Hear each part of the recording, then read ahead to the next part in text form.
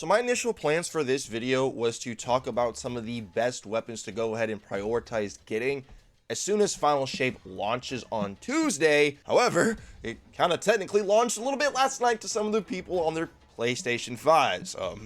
Sony made a bit of a oopsies on that one. So now I'm gonna try and integrate some of the weapons that we've come to find out are going to be really good as well, along with some of the other ones that we already knew from some of the people that flew out to Bungie. And if you're wondering if I got invited out to do something like that, come on, bro. I'm way too irrelevant for stuff like that. But we got some pretty cool stuff to talk here about. And the first things that I want to talk about are the main weapons that are going to be really good that you can get from the Pale Heart, stuff that we already knew about before the fiasco of last night. So let us begin. The legendary weapons that I'm going to recommend that you go out and chase are going to be the Call, which is the new Strand Rocket pistol, the Pro Memoria, which is an aggressive frame 600 RPM LMG. It's a Strand one. It's definitely going to be the best in slot. We then have the Someday Kinetic Precision Pellet Shotgun. The main reason why I have this here, I'll just go ahead and tell the reason why it's here right now, is because it's actually the second ever shotgun in the game to roll with recombination, and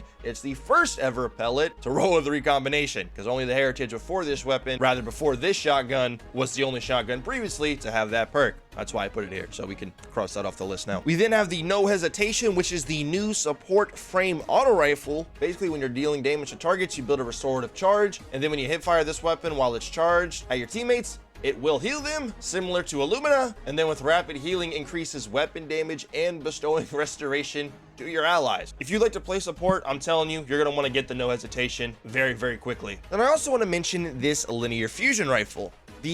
Bear with me here, Scintillation. I really hope I didn't butcher that name, but it is an adaptive frame 3-round burst linear, and it does have some pretty darn good perks, such as Envious Assassin rewind rounds or auto-loading holster in your third column. And then the fourth column, you have options like surrounded, bait and switch, and they put reservoir burst on a linear fusion rifle. That's kind of funny. Now let's actually talk a little bit more about these weapons, just a little bit more in depth, aka bring up their perk pools a bit. So the Call, the Strand Rocket pistol, has Demolitionist, Stats for All, Subsistence, Lead from Gold, Slice, and Beacon rounds. Top 3 picks in this column are definitely going to be Demolitionist, Lead from Gold, or Beacon rounds. And then your fourth column, you're definitely going to want to look at something maybe like Vorpal. Can I really recommend Hatchling? I don't know, it might be good on this type of frame. But I think your main 2 perks in column 4 would be One for All for a nice 30% damage buff, and then Vorpal weapon. Now for the Pro Memoria aggressive frame 600 RPM LMG, perks in column 3 are Demolitionist, Envious Assassin, and then the best for last, Reconstruction.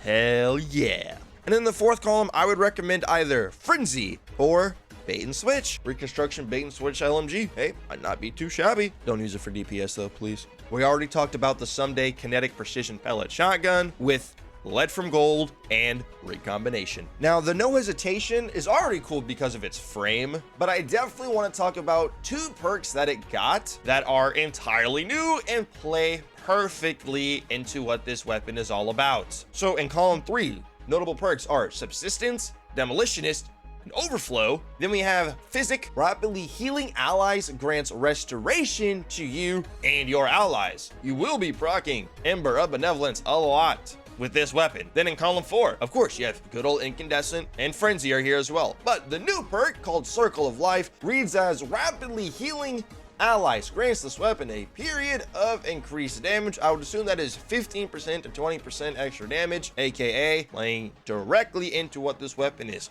all about. Honorable mentions would be something like the Better Devils, which is now a Strand hand cannon. You can roll Demolitionist in the third column, and then you have the choice between Frenzy, Explosive Payload, or One for All in column 4. The Bold Endings is a Stasis 2-round heavy burst hand cannon like the Warden's Law. It's the first Stasis version of that frame, and the only reason I have this mentioned here is because it can roll Headstone and Dragonfly. Now I also wanted to briefly mention some of the exotics because they are actually amazing. The first one I really want to talk about is the Red Death Reformed, because we also got this thing's catalyst, little leak there on the pass. Some of the people on PlayStation. But the Red Death Reformed is going to be an absolute Giga Chad of a pulse rifle on top of pulse rifles getting such a nice buff next season. Red Death is now solar and it's for good reason. The reason why is its main perk, Redemption, reads as follows. Final blows with this weapon cure you. That is a ×2 cure, by the way, so it's 120 HP every time you get a kill. Basically built in Devour. It's also going to increase your reload speed, and the reloading after final blows cures nearby allies. Basically, heal clip on crack. And its other perk basically grants you a lot of stats for the weapon whenever you are closer to full HP. And then when you are at lower HP, it gets a damage buff. So like this thing is just cooking all the way through. And because we now know what this weapon's catalyst does, I'm gonna tell you. If you don't wanna know, skip. The catalyst for this weapon reads as follows. Final blows charge this weapon. When this weapon is charged, the next round fired becomes a healing burst at your location. You're proccing Ember of Benevolence like all the way through, bro. And yes, at rank 100 of the season pass, you will be able to obtain an ornament for the Red Death that makes it look exactly like it did in Destiny 1. And Red Death is just a season pass exotic, okay? So let's talk about one that you will be able to get through the Pathfinder system on the Pale Heart. We are talking about none other than the super supreme sniper rifle itself, the Still Hunt. As we all know, this is the Golden Gun sniper rifle. Literally, it's so Golden Gun, as a matter of fact, bro, that it works with Celestial Nighthawk. Yeah, we heard you like Celestial Nighthawk Golden Gun, so we added a second one for you in the form of a sniper rifle. Yeah, Still Hunt's gonna be absolutely nasty. Seriously. Hey, they got rid of Golden Gun training just to give us a second form of a Golden Gun at the same time as our other Golden Gun. Golden Gun squared. Okay, so for this next part of the video, I just want to give you guys a heads up, let you guys know that we're going to be talking about some leaked weapons from the brief spent that Final Shape was live earlier in this morning. We're not going to be talking about any story spoilers. We're strictly looking at weapons. That being said, we are now going to move forward. So if you don't want to see any spoilers for any weapons that we haven't already been talked about or seen yet, you can click off the video or skip forward. First one of these weapons I want to talk about is called the Lost Signal Grenade Launcher, okay? This is a new grenade launcher frame.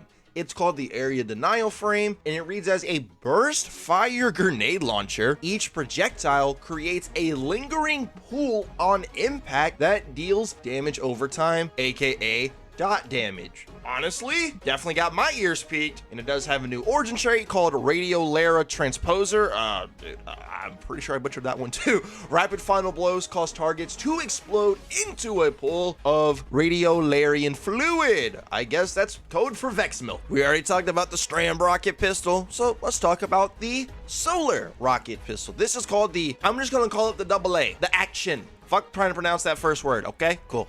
It has a new perk on it. I don't know the name of it, but it's a solar rocket pistol, so we all know it's gonna be goated. We also have a new craftable solar LMG of the rapid fire frame archetype. I think this is the first new one of this archetype since Retrofit, so hey, might be pretty fun to play around with. We shall see. We also got a new Void Rocket. It's a precision frame though, so we're gonna skip it.